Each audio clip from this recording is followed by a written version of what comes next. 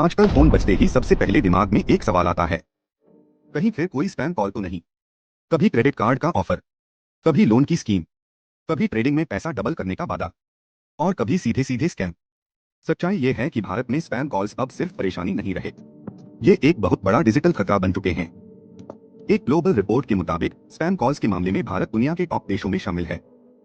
हमसे ऊपर Indonesia, chilli, Vietnam और ब्राजील जैसे देश हैं। सोचिए, हर दिन करोड़ों लोग ऐसे कॉल्स से परेशान होते हैं। इनमें से लगभग एक तिहाई कॉल्स सिर्फ सेल्स और मार्केटिंग के लिए होती हैं। मतलब, आपको कुछ बेचने के लिए। फिर आते हैं बैंकिंग और फाइनेंशियल सर्विस वाले calls. Sir, pre approved credit card चाहिए? मैम, आपके लिए स्पेशल लोन ऑफर है। और सबसे खतरनाक, स्कैम कॉल्स। ऐसे कॉल्स जो लोगों को डराकर, लालच देकर या झूठ बोलकर पैसे ठगने की कोशिश करते हैं। अब सवाल ये उठता है, आखिर हमारे नंबर इन लोगों तक पहुंचते कैसे हैं? जवाब है डेटा लीक। कहीं आपने कोई ऐप डाउनलोड किया, कहीं किसी वेबसाइट पर नंबर डाला, कहीं किसी फॉर्म में जानकारी भर दी, और आपका डेटा कई कंपनियों तक पहुंच गया। एक बार नंबर लीक हुआ, तो फिर कॉल्स का सिलसिला रुकना मुश्किल हो जाता है। दिलचस्प बात यह है कि अमेरिका, यूरोप और कुछ दूसरे देशों में ऐसी स्पैम कॉल्स काफी कम हैं। क्यों?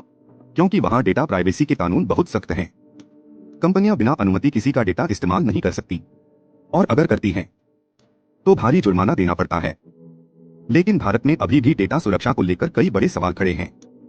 क्या हमारा पर्सनल डेटा सच में सुरक्षित है? क्या हमारी जानकारी बिना अनुमति शेयर की जा रही है? और क्या हम धीरे धीरे अपनी डिजिटल प्राइवेसी खोते जा रहे हैं? सोचने वाली बात है। आज सिर्फ फोन नंबर लीक हो रहा है, कल बैंक डिटेल्स, लोकेशन या निजी जानकारी भी खतरे में पड़ सकती है। इसलिए अब वक्त आ गया है कि लोग सिर्फ कॉल काटना बंद करें और डेटा प्राइवेसी को लेकर जागरूक भी बने। क्योंकि डिजिटल दुनिया में सबसे कीमती चीज सिर्फ पैसा नहीं, आपकी पर्सनल जानकारी है। अब आप बताइए, क्या आपको भी रोज ऐसे स्पैम कॉल्स आते हैं?